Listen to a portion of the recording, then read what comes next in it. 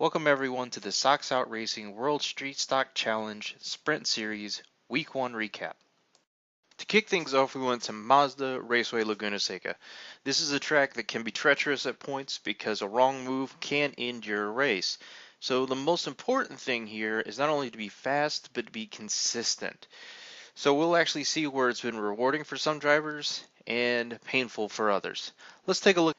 From the start of the race, things go a little awry. The 21 car, as well as myself in the 17, get a little light on the clutch at the start of the race, giving us both a stop and go penalty. It's a little disappointing because we both had the fastest clean laps in qualifying, which put us on the front row.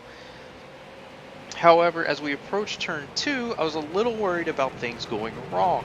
So I played it safe, kept it wide, and was pleased to see, though, that everybody made it through turn 1. Even though I was actually on 3 wheels. As we go into turn 3, you see the leaders starting to sort out. 21 still able to stay in front, but 88 and 9 really made good progress in that first couple turns. As we go down towards turn 5, to the left-hander, you see 9 and 88 going for the inside, but 88 backs out last minute.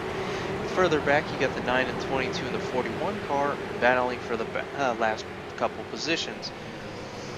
The 41 car was a late entry and was still running on an oval setup, which makes it very difficult. And as you can see, get a little bit on the grass with an oval and you are gone.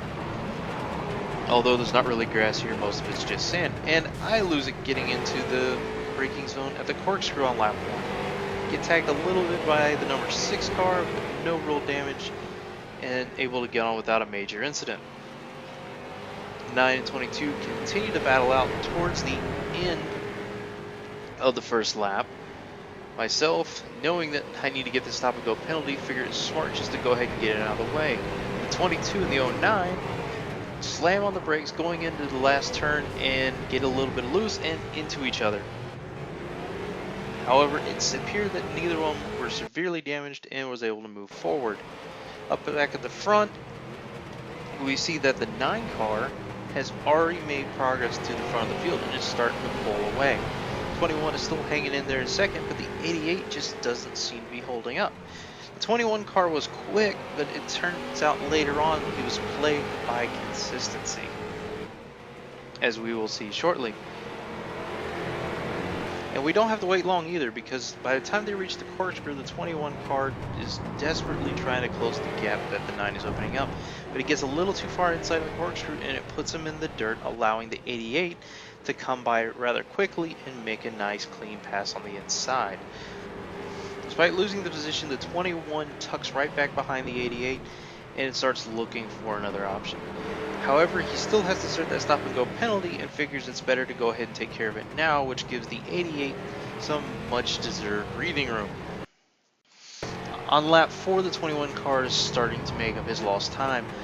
As he starts to chase down the number 6, his day is about to take a tragic end.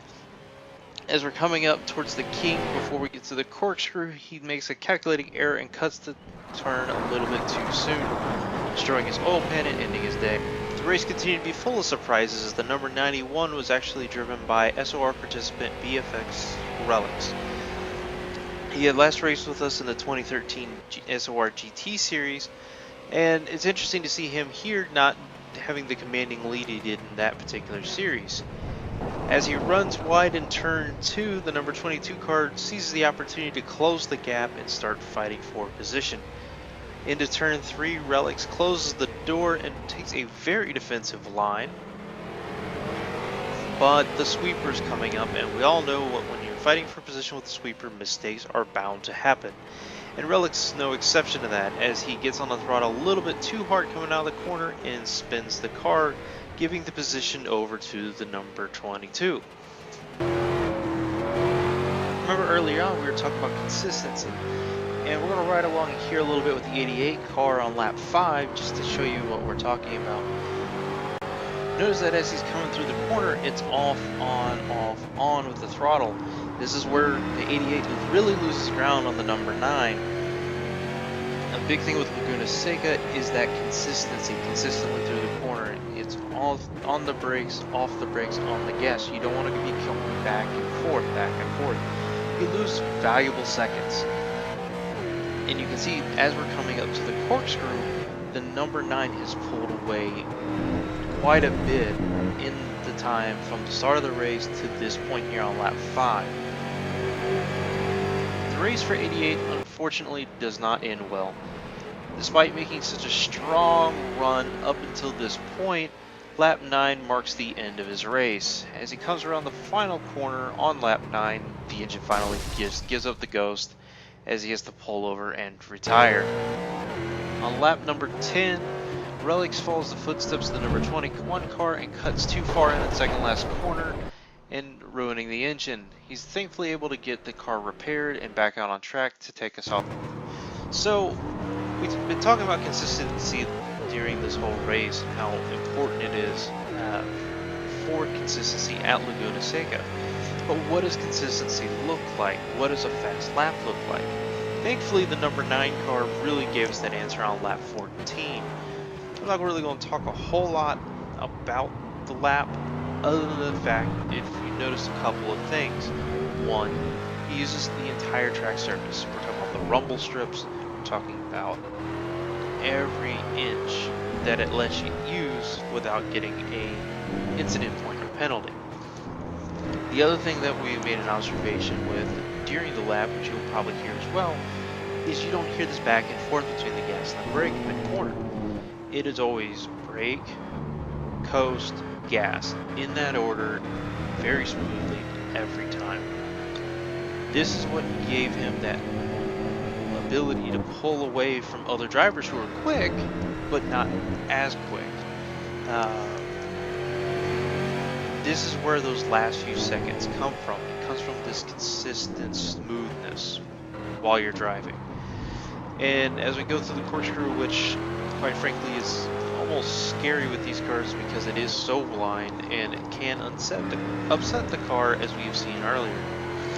So as we're coming through the last final bends, you get an idea on the importance of consistency and smooth driving. And there's only a handful of courses that say it's even more imperative than it is at Laguna Seca. Towards the end of the race, I realized I made another miscalculation. I put the car a little bit too light on fuel, so I had to make an unscheduled pit stop towards the end of the race.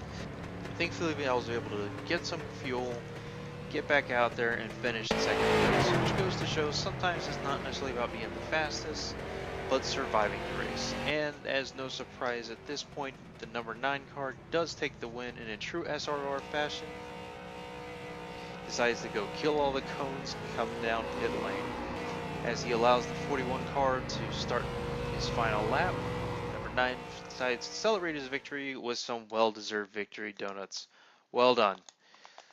So, as you can see here, the results from the actual race, and number 9's fastest lap time is a 1:37.982. So well done there, and we look forward to seeing everybody at Summit Point.